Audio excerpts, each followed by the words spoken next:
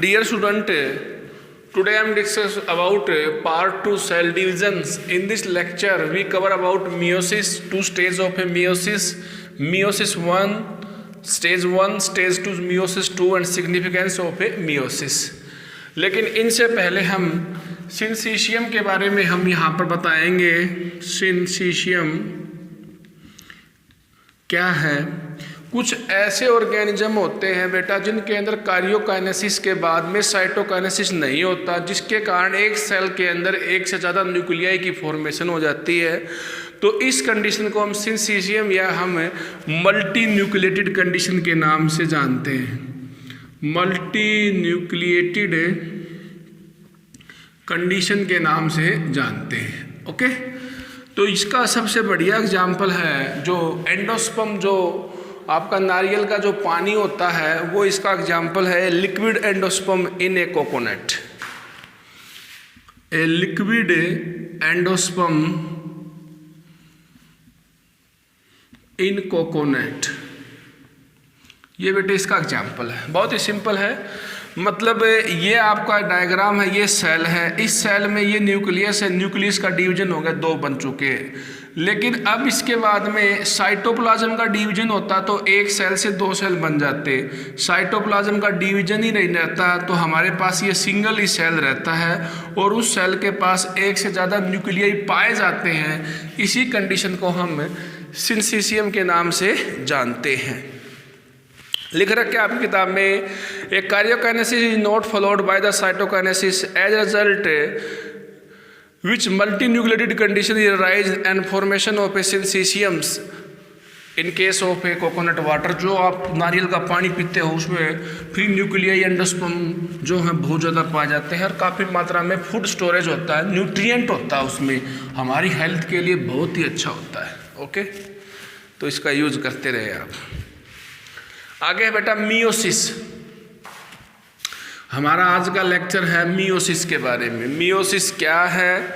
Meiosis के बारे में आपने क्या पढ़ रखा है? देखिए, माइटोसिस में तो एक सेल से दो सेल बनते हैं, लेकिन यहाँ पर मियोसिस के अंदर मियोसिस, जो मियोसिस क्या है देखिए, मियोसिस जो है सबसे पहले डिस्कवर की थी वो स्टार बर्जर ने की थी प्लांट सेल के अंदर, और इसके बाद में टर्म को क्वाइंड किया था जे.बी. फार्मर ने किया था। तो स्टार बर्जर ने प्लांट के अंदर मियोसिस की डिस्कवरी की थी। जे.बी. फार्मर ने भी इस टर्म को क्वाइंड किया था, भाई मियोसिस नामक प्रोसेस होता है। तो it is discovered in the plant cell by the Strasburger and meiosis term was coined by the J B. Farmer. ठीक है, तो ये सिंपल सी बात थी, ये दो मैंने साइंटिस्ट के नाम बताए हैं। तो होता क्या है मियोसिस के अंदर? देखिए, दो चार बातें बताता हूँ। पहले, मियोसिस के अंदर एक सेल है, एक सेल जो है वो चार सेल की फॉर्मेशन करता है। मियोसिस को हम रिडक्शनल डिवीजन के नाम से जानते हैं। मियोसिस का प्रोसेस दो स्टेज में कंप्लीट होता है, मियोसिस 1, मियोसिस 2। मियोसिस मुख्य रूप से आपके जो गैमेट सेल हैं, जो स्पर्म सेल है, एग सेल है, वहाँ पर पाया जाता है। मियोसिस के अंदर प्रोफेज, मियोसिस 1 के अंदर प्रोफेज पाया जाता है, जो सबसे लंबा प्रोसेस है, सबसे कॉम्प्लिकेटेड प्रोसेस है। मतलब प्रोफेज 1 की जो स्टोरी है वो सबसे ज़्यादा है। ओके, तो मैं अब यहाँ पर मियोसिस के बारे में लिख रहा हूँ कि इसमें चार, एक पेरेंटल सेल से चार डिप्लॉइड सेल बनते हैं, चार मतलब डिप्लॉइड नहीं हैप्लॉइड सेल बनते हैं। डिप्लॉइड से हैप्लॉइड बनेगा। मियोसिस के अंदर 2n सेल में होंगे और आपका n नंबर में क्रोमोसोम बनेगा। तो ये डिप्लॉइड नंबर में क्रोमोसोम है और यहाँ पर ये बेटे आपके हैप्लॉइड नंबर में क्रोमोसोम है। और जो यहाँ पर एक सेल से चार सेल मिलेंगे और चारों डॉटर सेल जो होंगे वो जेनेटिकली डिफरेंस होंगे, आपस में वो मैच नहीं करेंगे। ओके, क्रोमोसोम की संख्या आपकी 46 से यहाँ पर 23 हो जाती है। तो मियोसिस को हम रिडक्शनल डिवीजन के नाम से जानते हैं। ये बहुत इंपॉर्टेंट है बेटे, रिडक्शनल डिवीजन के नाम से जानते हैं। 46 क्रोमोसोम होते हैं हमारे अंदर, 46 से 23 हो गया, उसका यानी कि reduce to half, nearly reduce to half. आधे क्रोमोसोम बन जाते हैं, तो इसे हम रिडक्शनल डिवीजन के नाम से जानते हैं। तो स्टोरी क्या बनेगी, पहला पॉइंट क्या है, according to PDF files, it result in the formation of a 4 haploid daughter cell, यानी कि मियोसिस जहां पर होगा वहां पर a formation of a 4 haploid daughter cell, 4 haploid daughter cell की फॉर्मेशन होगी। पहला पॉइंट ये कहता है अकॉर्डिंग टू PDF फाइल्स कि आपका एक सेल से 4 सेल की फॉर्मेशन होगी। ये एक सेल है, उसमें क्रोमोसोम की संख्या 46 है, और उसके बाद में जो 4 सेल बनेंगे उनमें सभी में 23 क्रोमोसोम होंगे। ओके, दूसरा पॉइंट यहाँ पर ये बता रखा है कि क्रोमोसोम की संख्या रिड्यूस होकर हाफ बन जाती है। क्रोमोसोम नंबर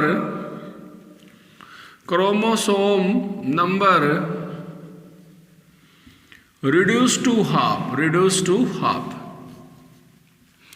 क्रोमोसोम नंबर जो हैं आपके आधे हो जाते हैं, यानी कि 40 क्रोमोसोम है तो 23 क्रोमोसोम बन जाते हैं, रिडक्शनल डिवीजन के नाम से जानते हैं। मियोसिस कहाँ होती है आपके बॉडी के अंदर, meiosis occur during a gamete formation, जो आपका गैमेट बनता है, स्पर्म बनता है, वहाँ पर मियोसिस नामक प्रोसेस होता है। स्पर्म सेल के अंदर, एग सेल के अंदर, इनके अंदर जो आपका रिप्रोडक्शन से रिलेटेड है वहाँ पर होता है। तो ये मैंने आपको बता दिया एक बेसिक इन्फॉर्मेशन। ये आपका एक सेल है और इस एक सेल से मियोसिस 1 होगा, पॉइंट टू बी नोटेड बेटे, मियोसिस 1 होगा, और दूसरा क्या होगा, मियोसिस 2 होगा। तो 2 सेल तो मियोसिस 1 से मिलेंगे, 2 सेल मियोसिस 2 से मिलेंगे। यहाँ पर 40 क्रोमोसोम है, यहाँ पर प्रत्येक में 23 क्रोमोसोम है, लेकिन ये 23 क्रोमोसोम जो है ये सारे सेल आपके जेनेटिकली डिफरेंस हैं। 2-4 महत्वपूर्ण बातें और भी हैं। मियोसिस 1 को रिडक्शनल डिवीजन बोलते हैं, मियोसिस 2 को हम इक्वेशनल डिवीजन बोलते हैं। जो 40 से 23 क्रोमोसोम होते हैं वो मियोसिस 1 में होते हैं। तो यहाँ पर 40 से 23 क्रोमोसोम जो हुए हैं वो मियोसिस 1 के अंदर हुए हैं। मियोसिस 2 प्रोसेस में कंप्लीट होता है, 2 स्टेज में, मियोसिस 1, मियोसिस 2। मियोसिस 1 ही 40 से 23 क्रोमोसोम कर देता है। इसके बाद में यहाँ पर एक सेल से 2 सेल पैदा हुए मियोसिस 1 में। इसके बाद में जो मियोसिस 2 होता है ना, वो इक्वेशनल डिवीजन है, उसमें 23 क्रोमोसोम थे तो 23 ही रहेंगे। ओके, इक्वेशनल डिवीजन है। मैं थोड़ा रब करता हूँ, तो बहुत ही सिंपल है। मियोसिस 1 को स्टार बर्जर ने डिस्कवरी की थी, टर्म को कॉइन किया था JB फार्मर ने, इसको रिडक्शनल डिवीजन बोलते हैं। लिख लीजिए, यहाँ पर बहुत इंपॉर्टेंट पॉइंट है ये। मियोसिस 1 को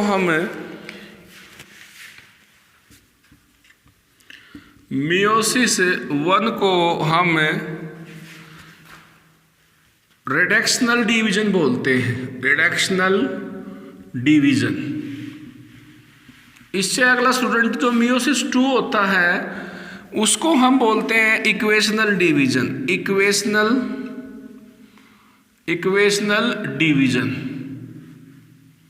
डिवीजन के नाम से जानते हैं। तो इक्वेशनल डिवीजन हो गया आपका, और ये आपका क्या होगा यहाँ पर रिडक्शनल डिवीजन। मियोसिस जो 1 होता है उसमें प्रोफेज पाया जाता है, प्रोफेज। वो प्रोफेज सबसे लंबा प्रोसेस होता है, सबसे कॉम्प्लिकेटेड प्रोसेस होता है। तो देखिए क्या लिख रखे है कि यहाँ पर जो मियोसिस 1 है उसके, मियोसिस 1 के भी 4 पार्ट हो गए बेटे, 4 फेज हो गए, प्रोफेज, मेटाफेज, एनाफेज, टेलोफेज। वो 1 आ जाएंगे। ऐसे मियोसिस 2 के प्रोफेज 2, एनाफेज, प्रोफेज 2, ऐसे ही आपका प्रोफेज के बाद में मेटाफेज, एनाफेज, टेलोफेज। तो ये 2 की फॉर्म में आ जाएगा। यानी कि मियोसिस 1 होता है और मियोसिस 2, 1 में 1 लग जाएगा, 2 में 2 लग जाएगा। ओके, लेकिन मियोसिस 1 का सबसे पहला पार्ट जो है वो प्रोफेज है। इसके बारे में 2-4 बातें बतानी जरूरी है ताकि आपको दिक्कत ना आए। यहीं पर समझें आप डायरेक्ट। प्रोफेज के बारे में समझें आप, ये सबसे लॉन्गेस्ट फेज है, सबसे लॉन्गेस्ट फेज है, कॉम्प्लिकेटेड प्रोसेस है, लिख लेना कॉम्प्लिकेटेड प्रोसेस है। इसके 4-5 पार्ट हैं बेटा, इसके 5 पार्ट इस प्रकार से हैं: लिप्टोटीन, जाइगोटीन, पैसिटीन, डिप्लोटीन, डाइकाइनेसिस। ये जिसके ना आपके 5 पार्ट हैं। सबसे पहला लिप्टोटीन, अगला कौन सा भाई, जाइगोटीन, लिप्टोटीन, जाइगोटीन, पैसिटीन, ठीक है, 3 फेज तो हमारे ये हो गए। इसके बाद में आपका आता है डिप्लोटीन और डाइकाइनेसिस, डिप्लोटीन और डाइकाइनेसिस, ये 5 फेज हैं।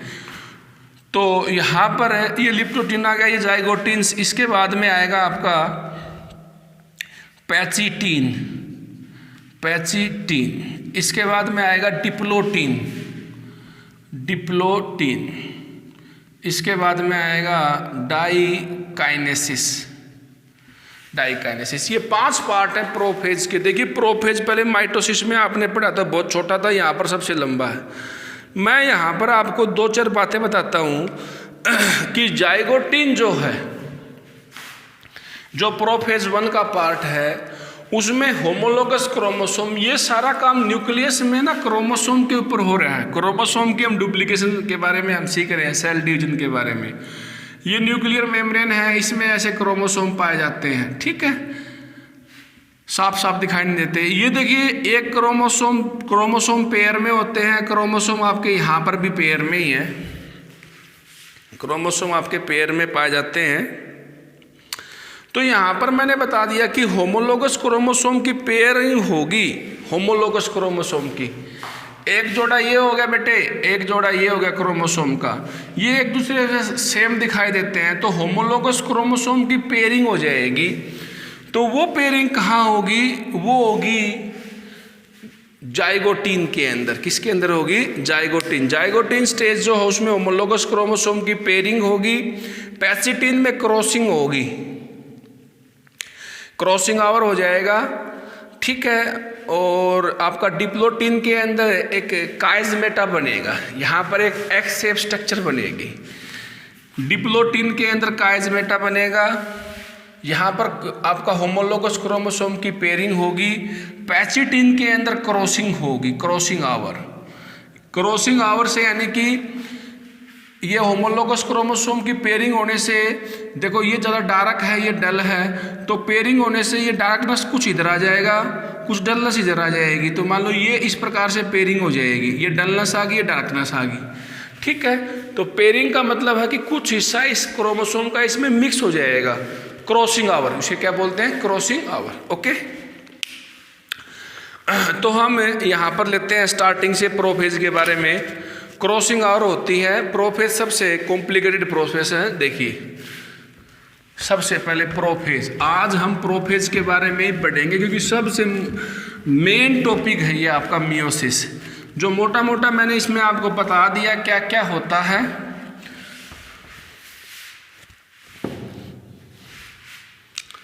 देखिए प्रोफेज, जो प्रोफेज है ये प्रोफेज 1 है बेटे। ऐसे prophase, metaphase, anaphase, telophase, this is a part of meiosis 1। Meiosis 2 के पार्ट में सभी के आगे 2 लग जाएगा। मैंने बताया था सबसे पहला पॉइंट कि ये आपका सबसे लॉन्गेस्ट फेज है और कॉम्प्लिकेटेड प्रोसेस है। इसको 5 भागों में डिवाइड किया गया है। 5 भाग कौन कौन से हैं बेटे? सबसे पहले आपका आ जाता है यहाँ पर लिप्टोटीन, जाइगोटीन, पैसिटीन, डिप्लोटीन और डाइकाइनेसिस। ये हम 5 भागों में डिवाइड कर देते हैं। तो सबसे पहले हमारा जो पार्ट है वो है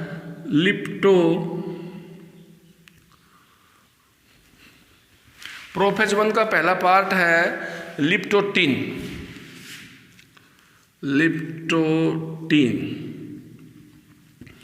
लिप्टोटीन इसका पार्ट है और लिप्टोटीन प्रोफेज 1 का पार्ट है, जिसके अंदर क्या क्या काम होता है उस बात को सुनिए आप। आप इसमें कैसे माइक्रोस्कोप के अंदर इस फेज को आप आइडेंटिफाई करोगे। दो पॉइंट है सभी फेज के बारे में आइडेंटिफिकेशन करने के लिए। देखिए, लिप्टोटिन के अंदर क्रोमोसोम कंडेंस होंगे और माइक्रोस्कोप्स के अंदर वो विजिबल होंगे, कंडेंस हो जाएंगे। जैसे मैंने बताया था कि ये क्रोमोसोम ऐसे लूजली हैं, तो ये क्रोमोसोम आपके नज़दीक पैक हो जाएंगे, कंडेंस हो जाएंगे। तो chromosome condense, chromosome condense and visible under microscope, visible under microscope,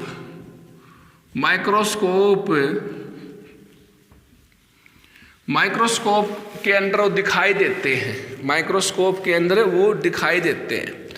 अब क्रोमोसोम का एक ऐसा ग्रुप बन जाता है एनिमल के अंदर जो गुलदस्ते की भांति हमें दिखाई देता है, यानी कि अब वो कंडेंस हुए हैं एक group of a chromosome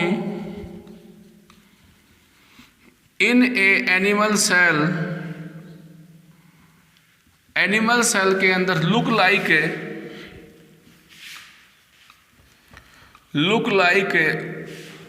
bouquet stage,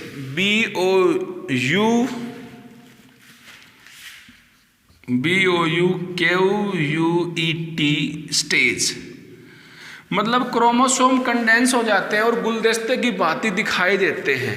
इस प्रकार एनिमल सेल के अंदर ना आपका ये कंडेंस हो जाता है। इसको रीड करो बेटा, बहुत इंपॉर्टेंट है, नहीं तो कंफ्यूज हो जाओगे तुम। थोड़ा सा कॉम्प्लिकेटेड प्रोसेस है। आपको सोचना है सेल डिवीजन के बारे में, आपको सोचना है कि एक सेल से दो सेल कैसे बन रहे हैं।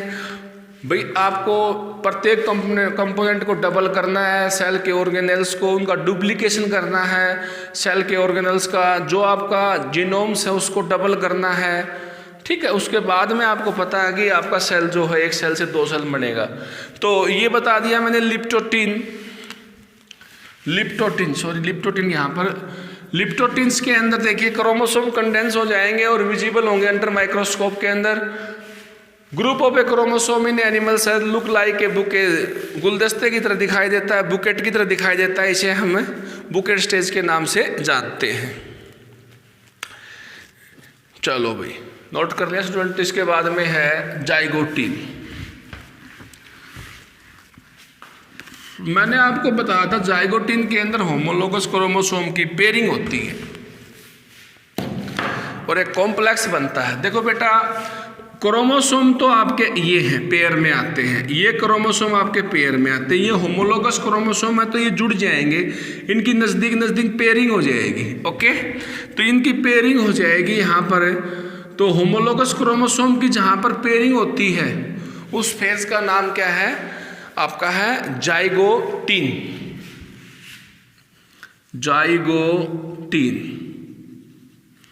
ठीक है। जाइगोटिन का पहला पॉइंट ये बनता है according to PDF file, it is characterized by the pairing of a homologous chromosome known as a synapsis. मैं इसको अलग फॉर्म में लिखूंगा। पहले तो इसमें सिनेप्सिस होता है।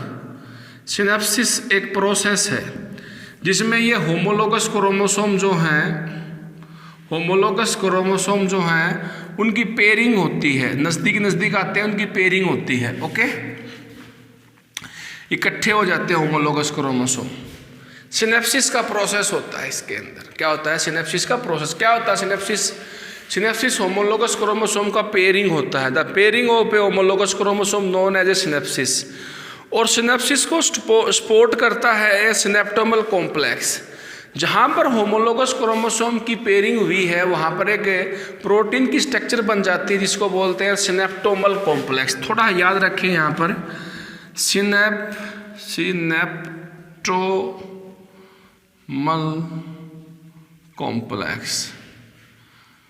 सिनेप्टोमल कॉम्प्लेक्स NAPTO, सिनेप्टोमल सिनेप्टोमल कॉम्प्लेक्स। तो सिनेप्टोमल कॉम्प्लेक्स जो है सपोर्ट करता है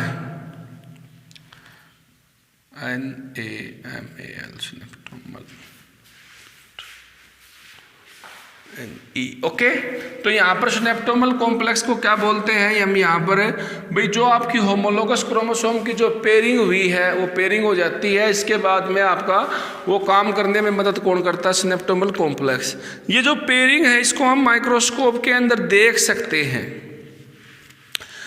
विजिबल है। जो ये पेयरिंग होती है क्रोमोसोम की, जैसे ये आपकी पेयरिंग हुई है कॉम्प्लेक्स की, ऐसे नज़दीक आएंगे तो इनकी पेयरिंग ही होगी, तो क्रॉसिंग भी होगी यहाँ पर। ये पेयरिंग तो ये हमारी नज़दीक नज़दीक आ जाएंगी, ये पेयरिंग होगी।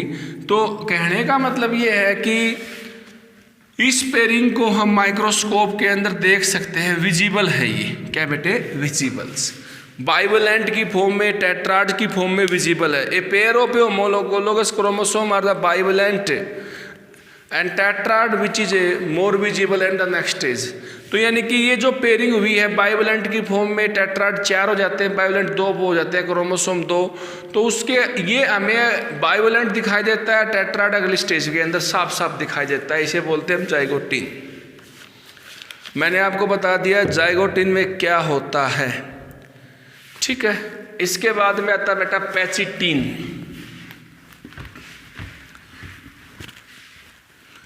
पैचिटीन सिनेप्टोमल कॉम्प्लेक्स जो आपका बना था, जो आपकी होमोलोगस क्रोमोसोम की पेयरिंग हुई थी।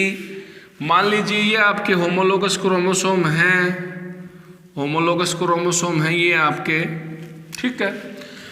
होमोलोगस क्रोमोसोम की पेयरिंग होगी तो ये अब क्रॉसिंग हो जाएगी, इसका हिस्सा इसमें आ जाएगा, इसका हिस्सा इसमें आ जाएगा, तो ये होगी क्रॉसिंग आवर, क्रॉसिंग आवर, ठीक है। यानी कि मान लो ये रेड है, ये ब्लू है, तो इस क्रोमोसोम के अंदर रेड का पार्ट भी रहेगा और ब्लू का भी रहेगा, ठीक है। क्रॉसिंग आवर, कुछ करैक्टर दूसरे के ले लेगा ये क्रॉसिंग आवर। तो इन्होंने बताया, देखिए एक और बात क्लियर करता हूँ यहाँ पर, ये तो दोनों क्रोमोसोम जो हैं एक ही करैक्टर को रिस्पॉन्सिबल करते हैं, इनको हम क्रोमेटिड बोलते हैं। क्या बोलते हैं? क्रोमेटिड। ये सिस्टर क्रोमेटिड हैं, लेकिन ये सिस्टर है तो ये इसके कंपेरिजन में नॉन सिस्टर क्रोमेटिड है। यानी कि ये दोनों सिस्टर क्रोमेटिड हैं और ये इसके कंपेयर में नॉन सिस्टर क्रोमेटिड है, ओके। तो कहने का मतलब जो क्रॉसिंग होगी ना वो सिस्टर क्रोमेटिड में नहीं होगी, इसका क्रोमोसोम और इसका क्रोमोसोम अलग अलग, ओके। उन दोनों की मिक्सिंग हो जाएगी। देखिए क्या लिख रखा है पैचिटीन के अंदर, पैचिटीन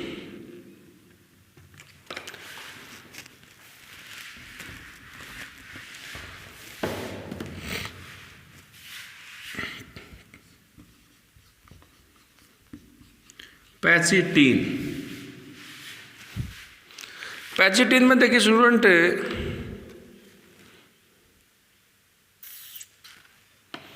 पैचिटीन के अंदर इन्होंने बता रखा है both the chromatid are the distant and now bivalent is clearly visible under the microscope as a tetrads. तो मैंने बता दिया था कि विजिबल है। यहाँ पर नॉन सिस्टर क्रोमेटिड के अंदर जेनेटिक मटेरियल्स का एक्सचेंज होगा, क्रॉसिंग आवर होगी, और ये काम किसी एंजाइम के माध्यम से होगा जिसको बोलते हैं हम रिकम्बिनेज एंजाइम। क्या बोलते हैं? रिकम्बिनेज एंजाइम। पैचिटीन एक ऐसा प्रोसेस है जिसके अंदर क्रॉसिंग आवर पाई जाती है, क्रॉसिंग आवर। मैं आपको ये बता देता हूँ, ये क्रोमोसोम है, ये भी एक क्रोमोसोम है, तो ये क्रॉसिंग आवर इन दोनों में नहीं होगी, एक ये, इन दोनों के अंदर क्रॉसिंग आवर होगी, ओके। तो क्रॉसिंग आवर से जेनेटिक मटेरियल का एक्सचेंज हो जाता है, जेनेटिक मटेरियल का क्या हो जाता है? एक्सचेंज हो जाता है, ओके। तो ये काम किसी एंजाइम से होता है जिसका नाम था रिकम्बिनेज एंजाइम्स। क्रॉसिंग आवर जो किसी एंजाइम से होता है उसका नाम है रिकम्बिनेज एंजाइम। बहुत ही सिंपल टॉपिक है एंजाइम, ओके। तो ये आपको याद रखना है, पैचिटीन के अंदर नोट से पढ़ लेना बेटे ये, ओके। इसके बाद में आपका आता है डिप्लोटीन। डिप्लोटीन में क्या होता है? जब आपकी क्रॉसिंग होती है एक क्रोमोसोम इसका, दूसरा क्रोमोसोम इसका, तो एक एक्स शेप स्ट्रक्चर बन जाती है। एक क्रोमोसोम ये हो गया, एक क्रोमोसोम ये हो गया, जिसे हम काइज़मेटा के नाम से जानते हैं। किसके नाम जानते हैं? काइज़मेटा। तो लिख रहा क्या कि होमोलोगस क्रोमोसोम अलग होता है, लेकिन वहाँ से अलग नहीं हो पाता जहाँ पर क्रॉसिंग और हो रही है। तो वहाँ पर जहाँ पर क्रॉसिंग हो रही है, एक क्रोमोसोम ये हो गया, एक दूसरे का क्रोमोसोम हो गया, तो आपस में कटेंगे तो एक्स शेप स्ट्रक्चर बनेगी, और एक्स शेप स्ट्रक्चर को काइज़मेटा कहते हैं। जो इससे पहले जो सिनेप्टोमल कॉम्प्लेक्स जो बना था वो आपका खत्म हो जाएगा। Dissolution of a synaptonemal complex take place. जो होमोलोगस क्रोमोसोम को जोड़ने के काम आता था वो अब खत्म हो जाएगा, सिनेप्टोमल कॉम्प्लेक्स। तो यहाँ पर हमारा होमोलोगस क्रोमोसोम अलग अलग होंगे, लेकिन वहाँ से अलग नहीं हो पाएंगे जहाँ से जुड़े हुए हैं, एक एक्स शेप स्ट्रक्चर बन जाएगी जिसे काइज़मेटा कहते हैं। इस स्टेप को हम डिप्लोटिन के नाम से जानते हैं। डिप्लोटिन के नाम से जानते हैं। 3 बातें बताई मैंने इसमें। एक तो एक्स शेप स्ट्रक्चर बनेगी, ठीक है। दूसरा मैंने बताया कि जो आपका जो सिनेप्टोमल कॉम्प्लेक्स है वो यहाँ पर ख़त्म हो जाएगा, वो जिसका डिग्रेडेशन हो जाएगा, ओके, डिसोल्यूशन हो जाएगा। तीसरा मैंने बताया कि होमोलोगस क्रोमोसोम जो अलग तो होगा, लेकिन वहाँ से अलग नहीं हो पाएगा जहाँ से वो क्रॉसिंग कर रहा है, जेनेटिक मटेरियल को एक्सचेंज कर रहा है, ओके। लास्ट है बेटे इसके अंदर आपका डायकाइनेसिस। क्या है? डायकाइनेसिस। तो डायकाइनेसिस के अंदर क्या है वो देखिए। जो काइज़मेटा बना था इससे पहले डायकाइनेसिस में, डिप्लोटिन के अंदर, डायकाइनेसिस के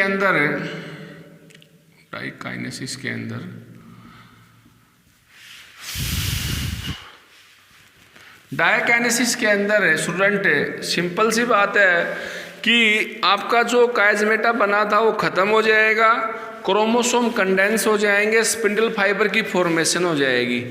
देखिए जो क्रोमोसोम आपके लूजली थे वो कंडेंस हो जाएंगे, ठीक है। जो काइज़मेटा बना था वो भी आपका टर्मिनेट हो जाएगा, टर्मिनेशन ऑफ ए काइज़मेटा ख़त्म हो जाएगा।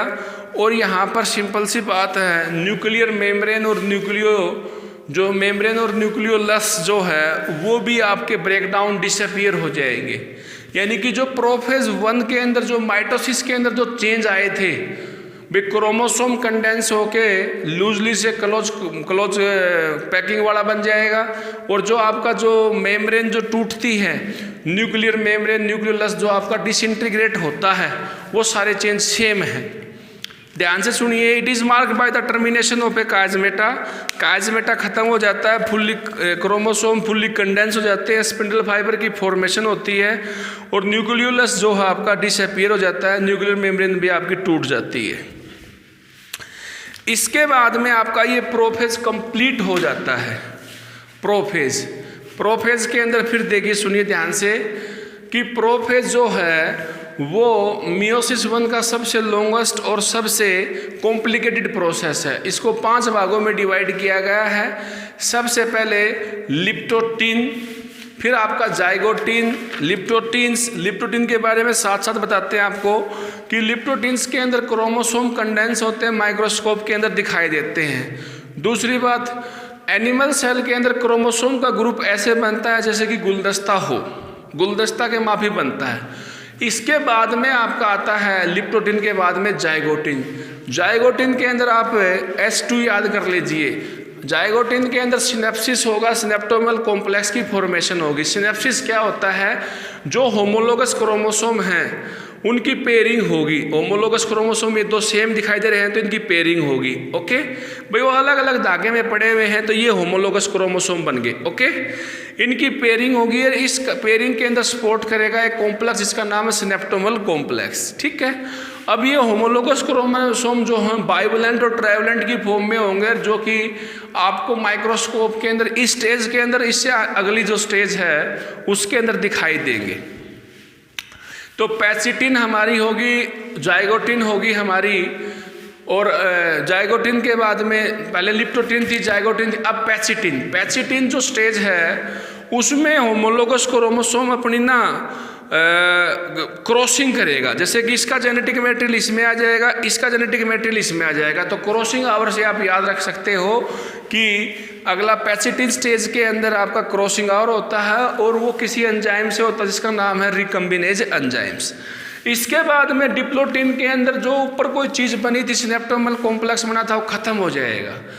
होमोलोगस क्रोमोसोम की क्रॉसिंग तो हो रही है लेकिन अलग हो जाएंगे, वहाँ से अलग नहीं हो सकते जहाँ पर एक्स शेप स्ट्रक्चर काइजमेटा बना हुआ है। तो आप नोट कर लें कि डिप्लोटिन के अंदर एक्स शेप स्ट्रक्चर बनता है, ठीक है। सिनेप्टोमल कॉम्प्लेक्स जो होता है वो उसका डिजोल्यूशन हो जाता है, वो खत्म हो जाता है। होमोलोगस क्रोमोसोम प्रत्येक जगह से हट जाते हैं लेकिन जहाँ पर क्रॉसिंग होती है वहाँ से नहीं हट सकते और वहाँ पर एक शेप बनाते हैं जिसका नाम है काइजमेटा। इसके बाद में डायकाइनेसिस आती है। बेटा डायकाइनेसिस के अंदर क्या होता है स्टूडेंट, टर्मिनेशन ऑफ काइजमेटा, वो खत्म हो जाता है, स्पिंडल फाइबर की फॉर्मेशन स्टार्ट हो जाती है। जो न्यूक्लियोलस और न्यूक्लियो मेम्ब्रेन है वो आपके हल्के हल्के ब्रेक डाउन होते हैं, डिसअपीयर होना स्टार्ट हो जाते हैं। जो प्रोफेज 1 था माइटोसिस का, वही चेंज इसके अंदर है। तो हमने ये पढ़ लिया बेटा प्रोफेज। प्रोफेज के बारे में मैंने आपको 2 बार और स्टोरी बता दी जो कि बहुत इंपॉर्टेंट है प्रोफेज, ठीक है। जो चेंज हुए हैं वो याद रख लेना।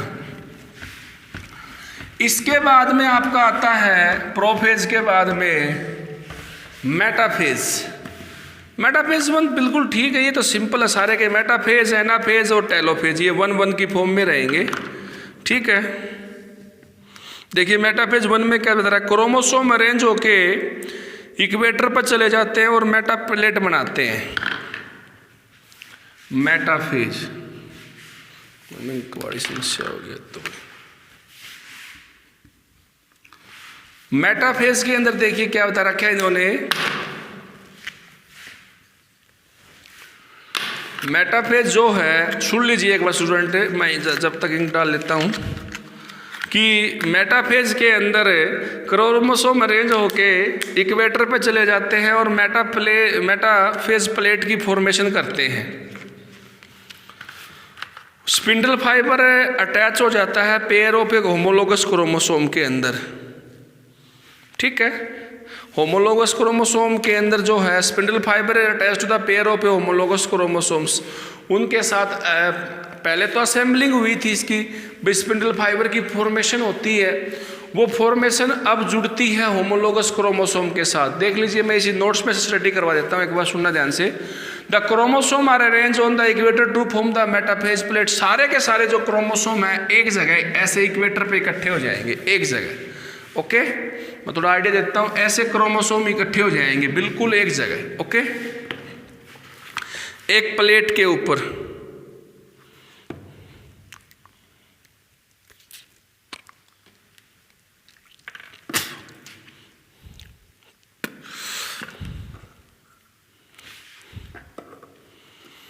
देखिए क्या बता रखा है, मेटाफेज।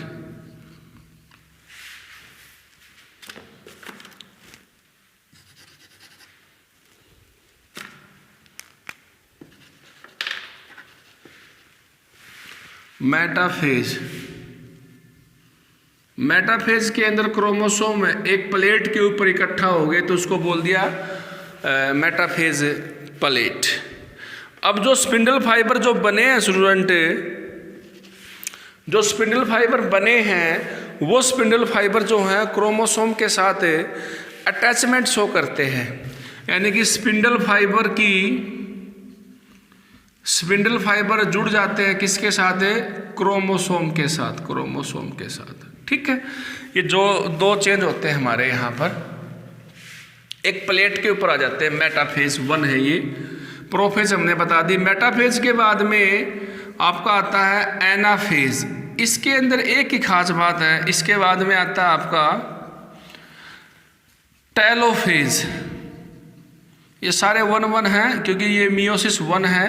मियोसिस 1 के अंदर रिडक्शनल डिवीजन होता है। एनाफेज के अंदर जो होमोलोगस क्रोमोसोम सेपरेट होते हैं, सेंट्रोमर का डिवीजन नहीं होता। ये बात नोट कर लेना बेटा, जो division of a centromere is absent, ये सेंट्रोमर जैसे कि माइटोसिस के अंदर जो टूट गया था, तो 4 क्रोमोसोम से ना 8 क्रोमोसोम बन गए थे, ऊपर चले गए, 4 पोल की तरफ नीचे चले गए। लेकिन 1 के अंदर सेंट्रोमर नहीं टूटता, एनाफेज 2 के अंदर सेंट्रोमर की ब्रेकडाउन होती है। ओके, इसको भी नोट करें। क्या लिख रखा है? It is characterized by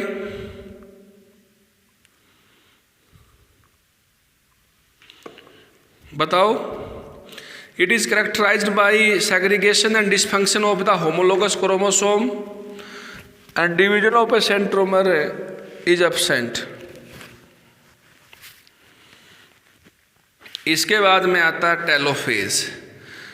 telophase के अंदर बता दिया यहाँ पर साइटोकाइनेसिस होती है और 2 डॉटर सेल मिल जाते हैं। साइटोकाइनेसिस प्लस में डॉटर सेल, साइटोकाइनेसिस और 2 डॉटर सेल मिल जाते हैं, डॉटर सेल की फॉर्मेशन हो जाती है। एक सेल से यहाँ पर 2 सेल मिल जाते हैं, ये हो गया आपका मियोसिस 1। ओके, एक सेल से यहाँ पर 46 क्रोमोसोम थे, तो यहाँ पर 23 क्रोमोसोम है। ओके, ये बहुत ही सिंपल बताया मैंने आपको। अगला नोट करना कि the cytokinesis flows and 2 daughter cell is known as a dyad of cell are obtains. Dyad of cell यानी कि 2 सेल मिल जाते हैं। The stage between the meiosis 1 and 2 is known as a interkinesis. यहाँ पर DNA replication नहीं होता, इसके बाद डीएनए रेप्लिकेशन नहीं होता है, इसके बाद यहाँ पर मियोसिस 2 स्टार्ट हो जाता है, जो अगले लेक्चर में करवाएंगे आपको, मियोसिस 2। स्टूडेंट इसको बार बार रिपीट करें, थोड़ा सा इसमें कॉम्प्लिकेटेड प्रोसेस जो है प्रोफेज का है। Okay, thank you very much, take care.